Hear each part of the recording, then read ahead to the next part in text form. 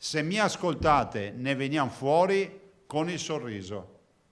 Se non mi ascoltate ne veniamo fuori con le bare. Non usa mezzi termini il governatore Zaia nell'incontro quotidiano con la stampa e dopo aver invitato i cittadini a informarsi giorno per giorno sull'evoluzione dell'emergenza, guardando televisioni e leggendo i giornali, ribadisce ai veneti l'importanza di restare a casa. L'avete capito o no che non potete andare in giro col cane?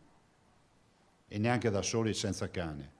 200 metri, sono 200 metri. Lo stare in casa, noi abbiamo visto sul modello che rallenta il contagio.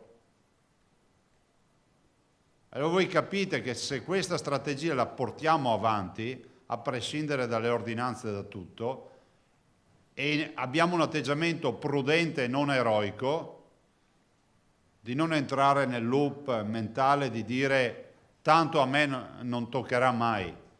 Quando tu hai di 1700, quasi 1800 persone in ospedale e quasi 18.000 persone in isolamento, pensare tanto a me non toccherà mai vuol dire essere dei folli. Resta fondamentale adottare tutte le misure. Anche se dovete fare la spesa, non avete nulla per proteggervi, anche un foulard o un giro di sciarpa è più che sufficiente, piuttosto che andare senza nulla. Lavarsi spesso le mani vuol dire ossessivamente.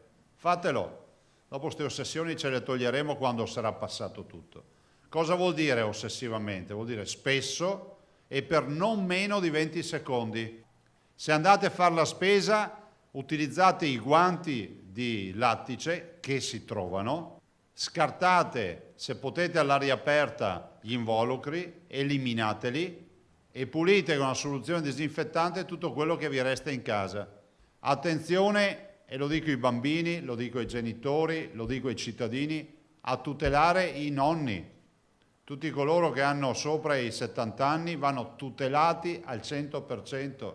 Ma il coronavirus attacca tutti, giovani compresi. Siamo pronti per una buona onda d'urto.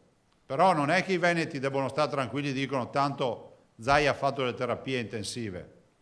Cioè non è che dici mi spacco la gamba tanto c'è chi me la ingessa.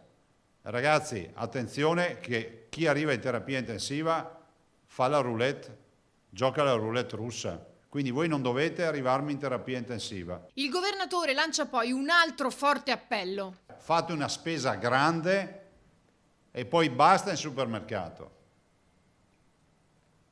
Non posso vedere e sentirmi dire dagli operatori che vedono, stavo dicendo pazienti, ma di fatto siamo tutti pazienti noi oggi.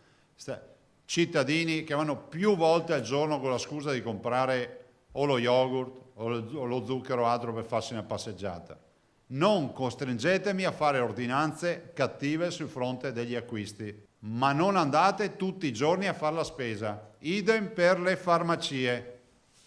Non andate tutti i giorni in farmacia. Se volete andare su un posto dove gira il virus, andate in farmacia o in ospedale.